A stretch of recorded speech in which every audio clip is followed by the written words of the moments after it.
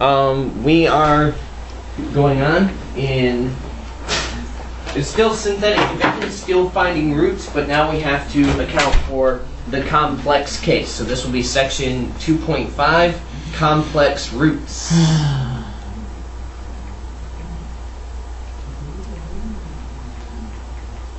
Alright, so before we get into that, let's review a little bit about our synthetic division so that everything makes a little bit more sense, and also that you're ready for your quiz on that. So, let's say that I have a polynomial and it is this polynomial,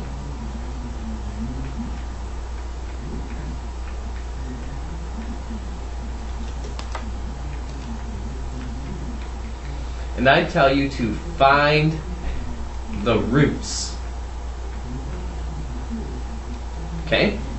So we're going to use synthetic division to do that. We can't factor this the way it is, not in the quadratic way anyway. So we're going to use synthetic division. We inspect these terms, make sure we have all of them, and we do. We want to get our possibles. And our possibles are the factors of the last term over the first. Over the first. So I have a 1 and 2 are the factors of the last term. And the factors of the first term are 1, 2, and 4. Which means I have plus or minus 1, plus or minus 2. And then I'll do each of these over 2. The 2 over 2 is just going to reduce to 1 anyway. So I have plus or minus a half. And then I'll do each of these over 4. The 2 over 4 reduces to a half, which I already have, so that leaves plus or minus 1/4. So those are my possibles. So I don't want to waste time on ones that are not actually one of the roots. And I probably just chose one that is not going to work. Oh well. Yeah, I did. Alright, well let's just try one. 4, negative 6, negative 7, 9, and 2. Alright, we'll just test one of them. Pass me my calculator. Thank you. We can use our calculators to go ahead and make sure which is what I'm going to do. So we go through our synthetic division. And no, that did not work. Alright. If it works, you get a 0, right? Yes, if it works, the remainder is a 0, which means that would be a factor. So if I got a 0 here, then I'd say x equals 1 is a root, which means 1 times 0 is 2. Because I'm stupid.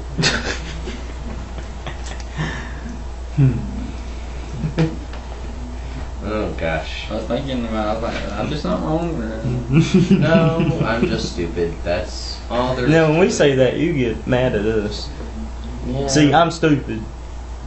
Hey, no, you're Cambo. See? Alright, I'm just going to quickly grab this. Jeez, root. Kane. Alright, it's taking a moment. It's thinking. I don't know. You're one of those people that can have like multiple personalities, Kane, because in the soccer game you're like heated up, and on the way home you were like, I heard you yeah. He was dancing on the way home. You were singing. No, I was fired up for the game. Alright, anyways. Yeah, this is not one that works, so let's try one that does work. Wow. Because I do want us to practice this. So let's say I have, this one does work because I see answers here that actually have something. So this is minus 14x squared minus 15x. Okay, so this one, now notice I don't have the last thing, right? So what is the last thing? A 0. A 0. Alright, so let's set up our synthetic division. We have 2, 3, negative 14, negative 15, and 0. And 0. Now I need a remainder of 0. Alright, so I do the factors of the last term, which is indeed going to be the 15. over the factors of the first term, which is a 2. Even though it's a 0 right here, that wouldn't make sense. That would have all your factors be 0, which isn't going to work out. We do know, however, look at this. I actually don't even need this 0 here, and let me tell you why. In this case, listen, here's why. Because what could I factor out right away? An x. So if I do that, I have an x, then I have 2x cubed plus 3x squared minus 14x minus 15. So I know my first root is x equals 0, okay? Which means my first factor is x. Alright, so factors of the last are 15, so 1, 3, 5, 15, and factors of the first, 1 and 2. Let's try our regular factors. Let's try negative 3. So 2, negative 6, negative 3, 9, get a 5, negative 15, did I make an error? This should be negative. Positive 15, 0. Okay, so that one worked. Now if I were evaluating this, that means if I put negative 3 into this, I would get 0. Alright, so that means x equals negative 3 is a root, which means x plus 3 is a factor. Okay? And x equals 0 is a root. And x equals 0 because I factored that out, right? So, at this point, see I've already factored out an x. Now this is 2x squared minus 3x minus 5. I could go ahead and factor that, if possible. Try 5 and 1. That gives me 2, 5. So negative, positive. So these are other factors. So once we get it down to a quadratic, we go ahead and just do the normal deal. So that means x equals 5 halves is one of them, and x equals negative 1. So these are my roots. These are my factors. If I multiply all those, I get this. I get this original. So it just depends upon what the question asks. Alright, so now that we've reviewed those, now it's time to think about complex roots.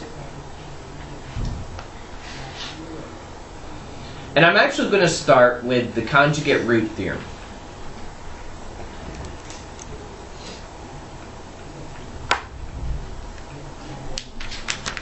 Which is actually pretty easy. If I have a polynomial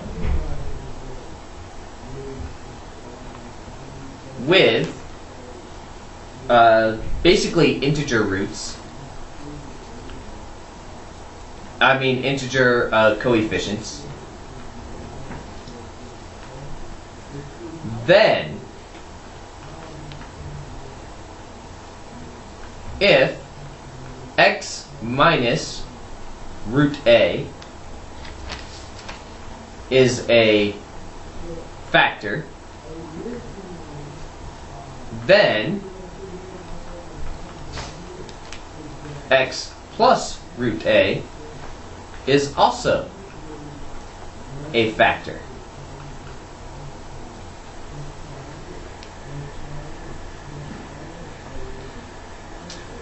Our extension here is going to apply to complex roots. So if I have x minus ai, then I also have x plus ai.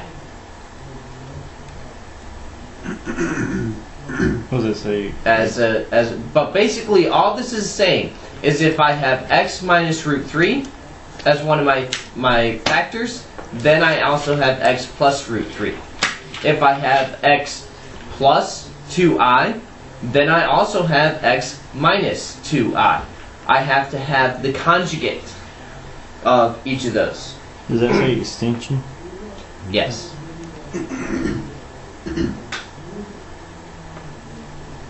Because basically I is root of negative 1. So it applies.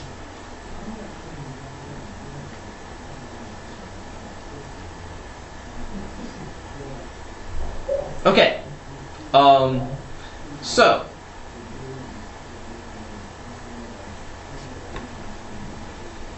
write a polynomial with the given roots. So our first example, x equals 2, multiplicity 3, x equals 5i. That's it.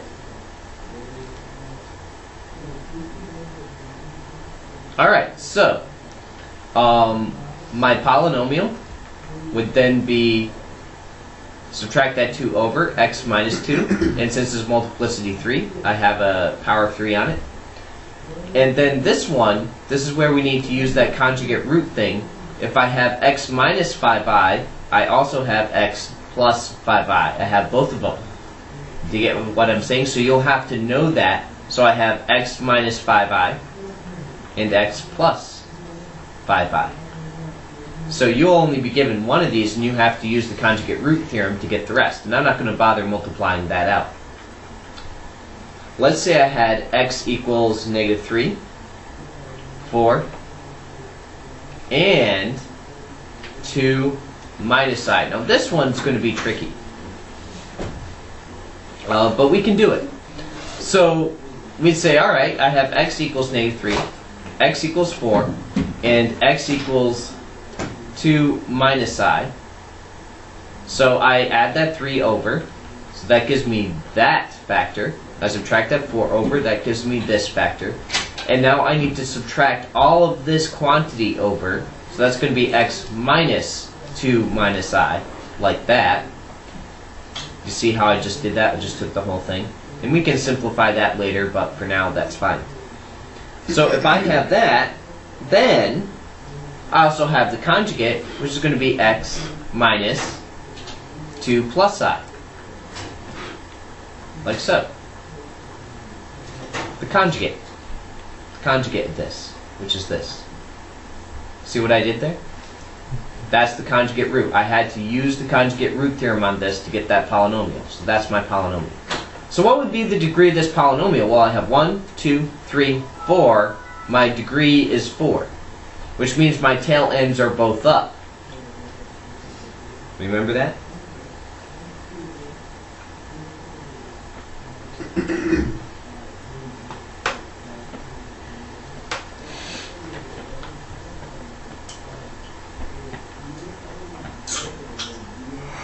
Okay. Let's see if we can find other factors. D of x equals 4x to the 4th plus 17x squared plus 14x plus 65.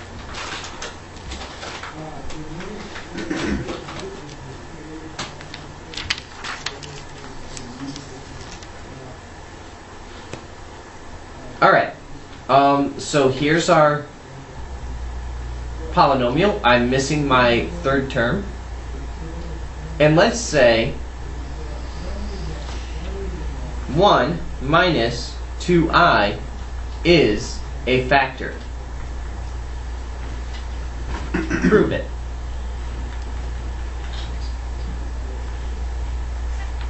Alright, so I give you this, right? So I'm going to have to use synthetic division. So if, alright, I don't mean a factor, I mean a 0, which means it's a root. My apologies. So I'm going to take 1 minus 2i, and I'm going to divide synthetically into 4. Now I need my 0 term. 17, 14, 65. I need to fill in that 0 term. Now this is going to get really messy. So I'll do it in red. So I bring down my 4, just like usual. And then I do this times that. Well, that's going to be 4 minus 8i. Do you see where I got that?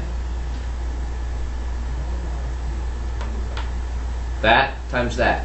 Now add down. 4 minus 8i.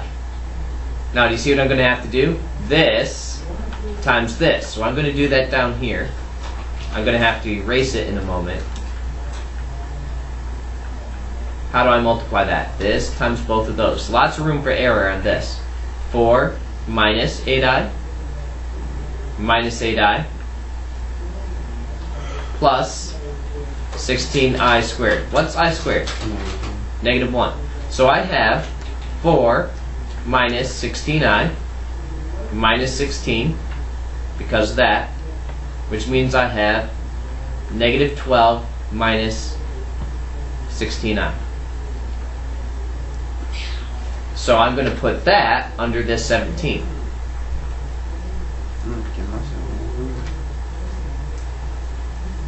Okay?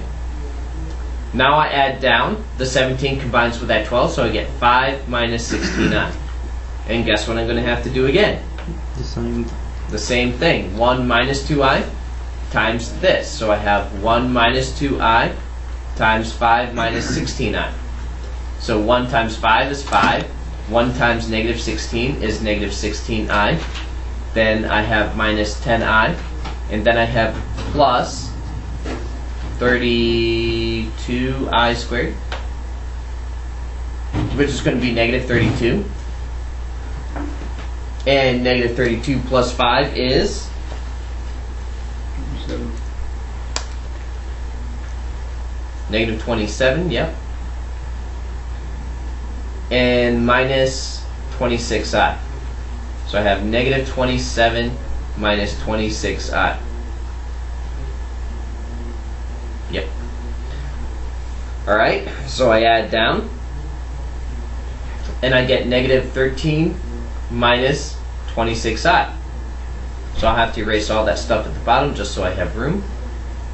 Now what do I need to have here for my remainder if this is actually a root? A 0.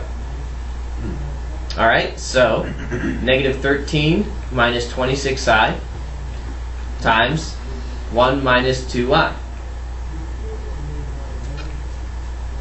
So I get negative 13 minus 26i, and then this, plus 26i, then this, plus 26 times 2,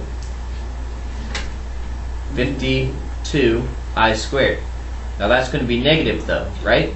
So I have negative 13 minus 52, so that gives me negative 65, and the i's cancel, so I get negative 65, which is 0 proof. It was really messy, it took a really long time, but it does work. Now, by the conjugate root theorem,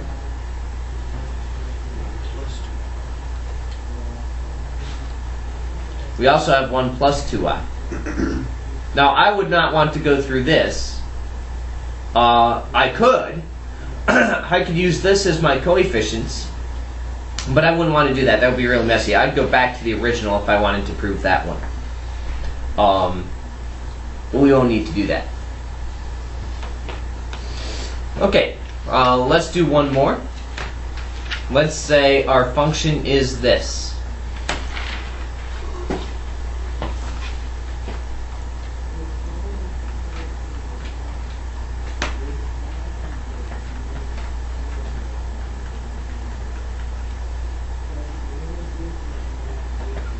Alright, so I want to factor this completely.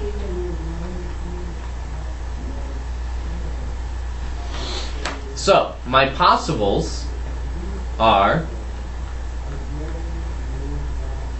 plus or minus 1, 2, 4, and 8. And if I were to graph this, I would inspect it and see that it looks like 4 will work. So that's what I encourage you to do so you're not wasting time. Go ahead and graph it and see what appears to work.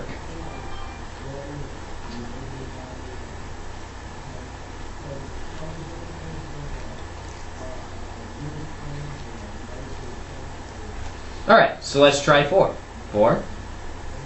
Not 4. 1. 4 times 1 is 4. 1.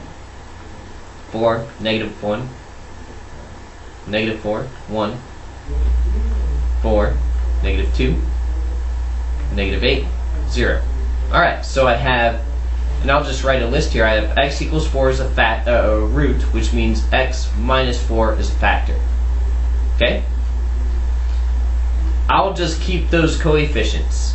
I have decreased these each by a power of 1, right? And the 8's gone.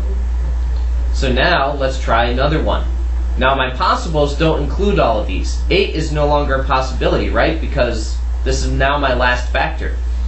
And neither is 4. 4 is no longer a possibility. So I have 1 and 2. And by inspecting my graph, I see that 1 will work.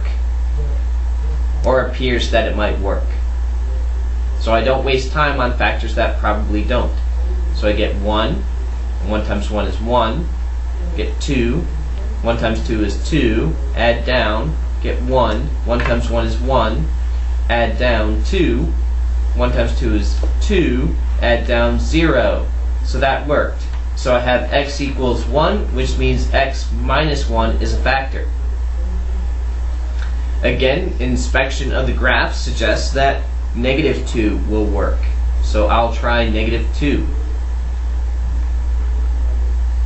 I want to whittle this down to a quadratic.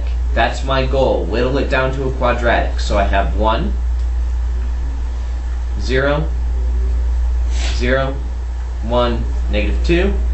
And that worked. Alright, so I have x equals negative 2, which means x plus 2 is... Do you see how you do that? Alright, now this is down to a quadratic. I'm pretty sure. I started at a 5. I've done 3 divisions. So this is x squared plus 0x plus 1. So that's what... Once I get it down to a quadratic, there's really no reason to do synthetic division anymore. Now that's not factorable. Right? Not factorable. So I'm just going to go to the next slide. So I have x squared plus 1. I could do this. I could do a is 1, b is 0, c is 1, and use quadratic formula.